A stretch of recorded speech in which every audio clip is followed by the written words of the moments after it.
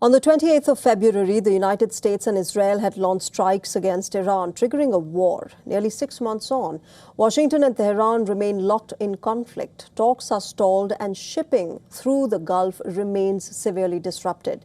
Washington has now unveiled a major expansion of sanctions on Iran, putting countries and companies on notice.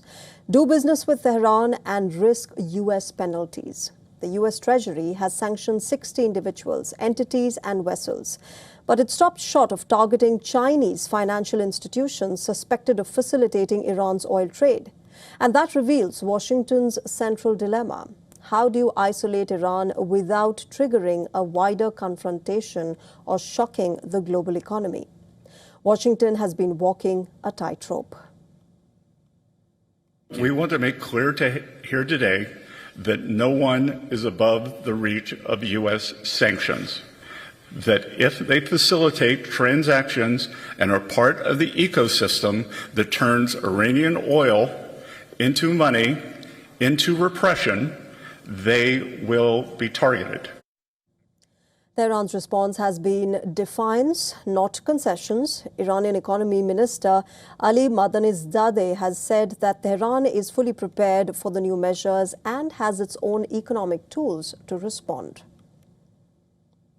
Naturally, they want to wage economic terrorism against us, and we have our own tools as well. We know how to play this game. This time, they should not think our response will be purely defensive and that we will only defend ourselves. They should also expect us to go on the offensive.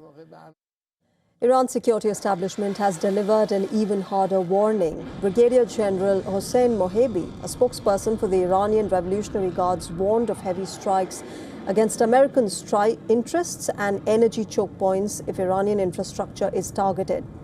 And that warning matters because Iran's retaliation options go beyond conventional military targets. Tehran still has the missiles and drones to threaten Gulf states and commercial shipping. And then there is the Strait of Hormuz, a critical energy choke point and a crucial pressure point for Iran. But the risks do not end here.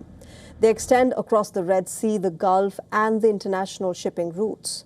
Tehran has previously threatened to restrict oil flows through the strait if economic pressure intensifies, and that creates a dangerous paradox for Washington.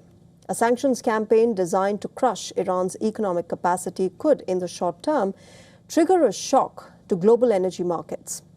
Diplomacy remains stalled but not dead. Pakistan's Army Chief Asim Munir is in Tehran. Sources say that he spoke with Donald Trump ahead of this visit.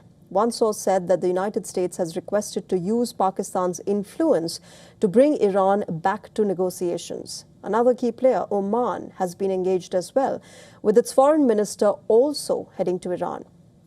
Now, the Trump administration is betting that economic pressure can force Tehran to change course. But Iran has lived under U.S. and international sanctions for decades.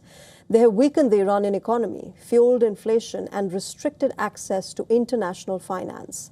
But they have not forced Iran's leadership to abandon its core security and foreign policy initiatives.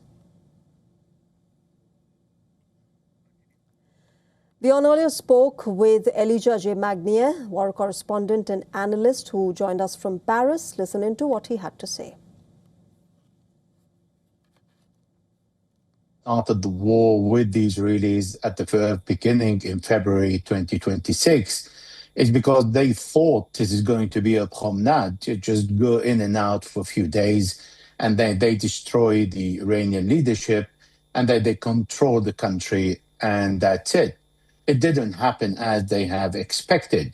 So they've tried the military way, which is normally, this is how they work by the book. They start the military, and then when the military failed, they started with the blockade, and the blockade failed, they start with harsh sanctions. So they're trying to achieve in their head what they failed to achieve militarily.